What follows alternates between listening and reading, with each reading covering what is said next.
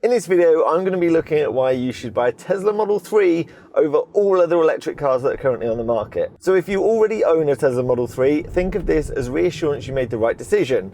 If you're looking for an electric car, think of it as a mini car buying guide as to what you should be looking out for. I'll look at the key things I think you want to consider when buying an electric car and why I think the Tesla Model 3 is going to be the best all-round solution for you. I'll also be highlighting the things I think manufacturers hide from you and the smoke and mirrors they play because they know they can't actually compete with Tesla on a lot of levels. I get it, range is important, but when was the last time you asked how big a petrol tank was when you bought a combustion car?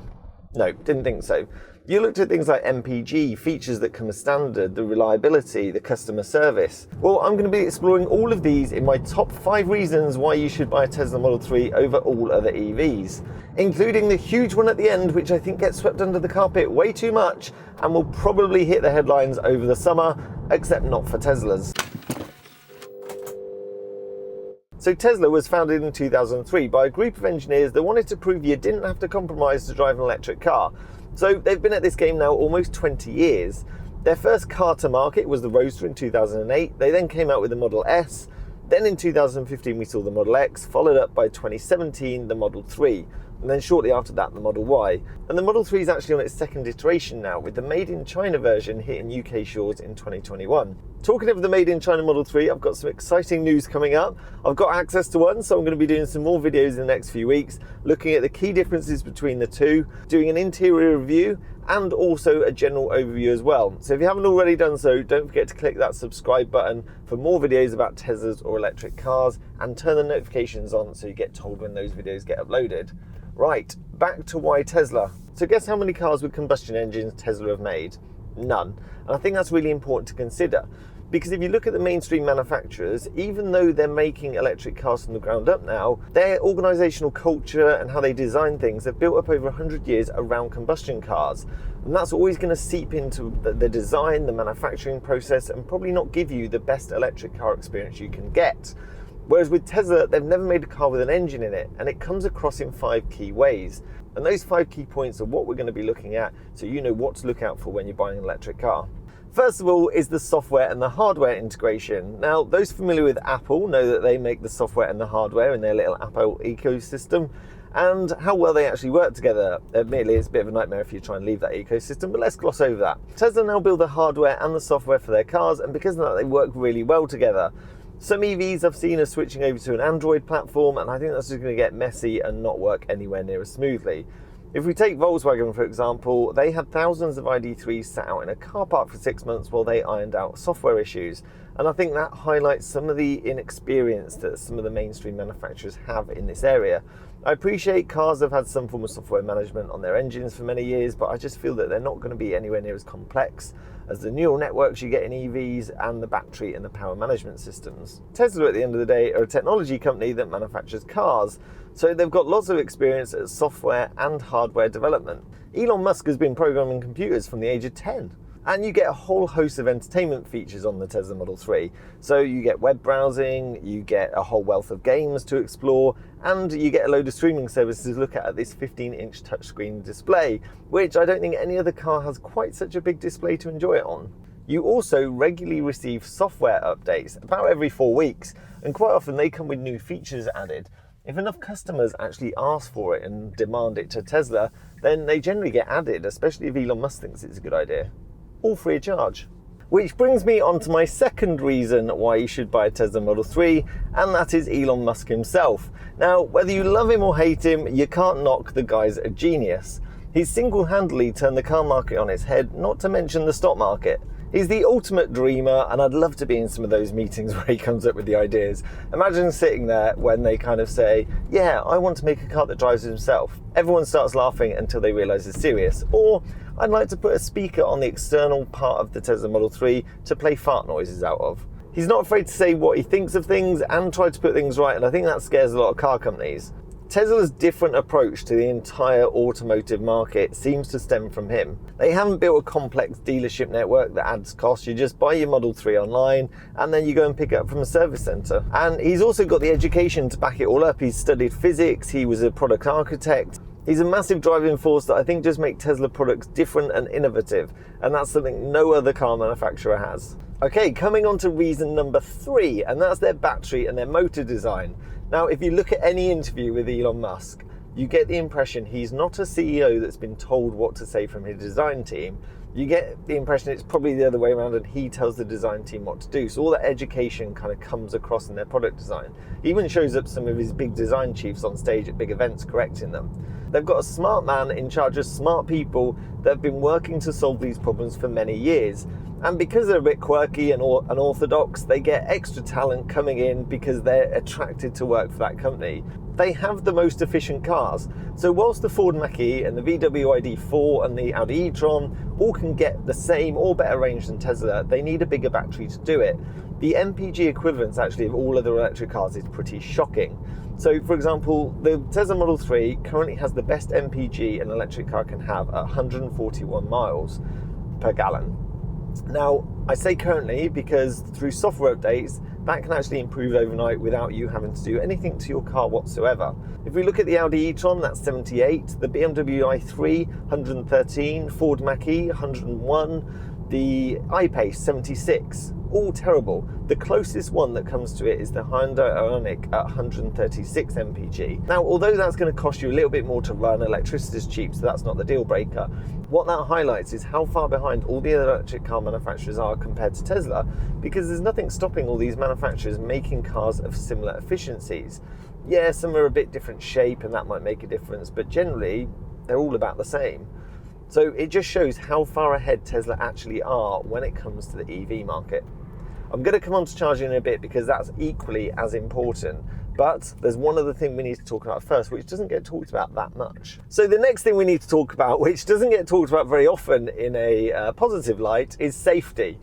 Now, all you ever hear is a Tesla Model 3 has crashed and it was on autopilot and the occupant was asleep. Well, that's not Tesla's fault. That's the occupant for falling asleep because it clearly says you should not do that. So you only ever hear negatives. What you don't hear is actually the Tesla Model 3 is the safest car in its class, and probably overall if you add up all the scores. So for example, for adult occupancy protection, it scored 96%. For child occupancy protection, it only scored 86%, which sounds low, but actually when you look at all the other cars, that's similar because airbags are actually designed for adults and not really children. So 86 is pretty much the top that most cars scored. Where it excelled though was safety assist features, where it got 94%, unsurprising because of all its autopilot features. The next closest was the ID3, which scored 88%, which to be fair, it needs it because its adult occupancy protection was only 87%. The 2021 Polestar 2 scored 92% for adult occupancy protection, which was a surprise to be fair. I thought that would score similar to the Tesla Model 3. And the reason that it's so safe is it's got no engine. So you can wrap this around a lamppost front on, and its crumple zone means that nothing comes through into the cabin. Similarly, the roof, although it's glass, you'd think would be a vulnerability, because it's such thick and reinforced glass, it keeps the shape of the car, whereas normal cars without a roof only have a really thin sheet of metal on it to help reduce the weight. So they just crumple into whatever shape they land in. And then the batteries actually keep stability of the car. You've got this massive weight which keeps it low centre of gravity, which stops the car from flipping over. So if you get an SUV to protect your family, you want to just get a Tesla Model 3. American safety ratings were pretty similar and it scored 5 stars across the board. Right, the big one and the main reason I think you should buy a Tesla Model 3 over all other electric cars in 2021 is this, and it's the supercharger network. So let me start my argument like this. You've got a petrol station. One brand can use 3/4 of the petrol pumps. All the other brands have to use 1/4 of the petrol pumps. So if you've got a station with 4 petrol pumps, all the other brands are limited to 1 pump. Whereas Tesla, for example, could use 3 of those pumps. Now let's add on to that the fact that all the other brands are going to take twice as long to fill up. Can you see there's going to be a problem there? And that's exactly the situation we might find ourselves in over this summer, with everyone going on holiday, using their electric cars as their main car to go on holiday, and having to charge because the range isn't quite long enough to get to their destination. So you might be like, why do I think that? Well, if you look at most service stations along many of the main road networks, you've got Tesla will have 10 to 12 stalls there, and then Ecotricity, Ionity might have 4 stalls there. Sometimes these are rapid chargers, sometimes they're a bit slower, say 50 kilowatts. The Tesla superchargers go up to 250 kilowatts. Now, to be fair, Ionity do have 350 kilowatt chargers, but the problem we need to consider is you can have a really fast charger like Ionity, but unless you've got a really fast charging car, it's pretty pointless. And this is something all other EV manufacturers hide because they know it's a weakness. They'll all put on their websites that their car can go from 10 to 80% in 30 or 40 minutes. They don't actually tell you what the charging rate is and how quickly it can take it on charge, which isn't the be all and end all because all charging will peak and then taper off, so the taper is probably as important as the rate as well. But that rate is quite often hidden, and the reason it's hidden is because it's significantly less than Tesla. So the Tesla Model 3 Standard Range Plus will start at 170 kilowatts as their charging rate, and that's their asking price of £43,000. The Tesla Model 3 Long Range can charge up to 250 kilowatts.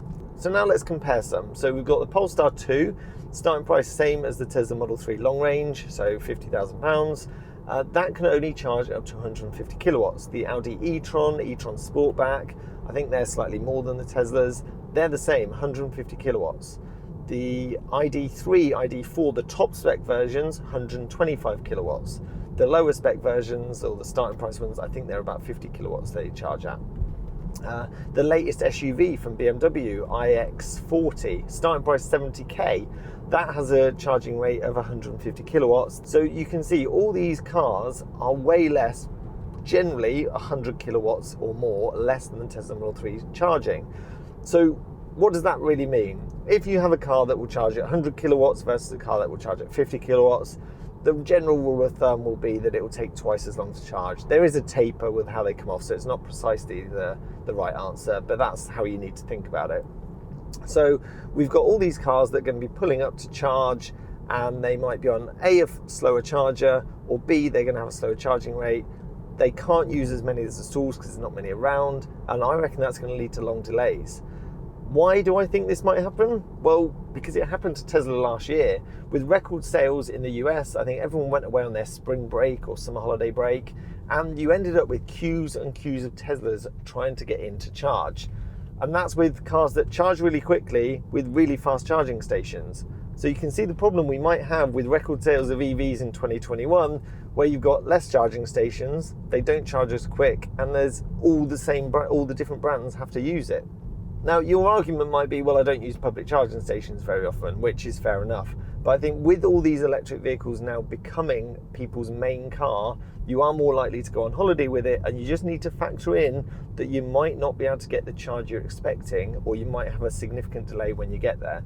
Whereas I'm anticipating Tesla, because they've identified this problem, they're heavily investing in their supercharger network. If we look at the map, you've actually got superchargers planned to pop up all across the place in 2021. They're really fast, they're going to charge your vehicle very quickly, and hopefully they're going to negate this problem of not enough capacity in the network. Whereas with Ionity and GridServe, they're popping up as well. They haven't really got massive motivation because they're not always directly linked to the manufacturers. So the Ford, I think Volkswagen are involved with the Ionity network. They're trying to build it up, but they're selling you a car, and then it's your problem what you do with it from there. Whereas Tesla have the whole network together. And that's why I think the Tesla Model 3 is the only electric car you should consider buying in 2021. It's got superior software, it's got an innovative CEO, it's got the best battery and motor technology, it's the safest car you can buy, and the fastest charging cars and network. It's got the whole package, and whilst other cars and manufacturers might be able to beat it on one of those areas, it can't compete on all of them. Let me know in the comments below if you can think of any other reasons to buy a Tesla Model 3. And whilst I appreciate some of those factors might not be important to you, I think if you're buying an electric car as your main car, you need to be considering all of them. That's all for this week. Thank you for watching. Don't forget to like, share, comment and subscribe, especially if you're interested in the Made in China content that's coming very soon. It's a very good car.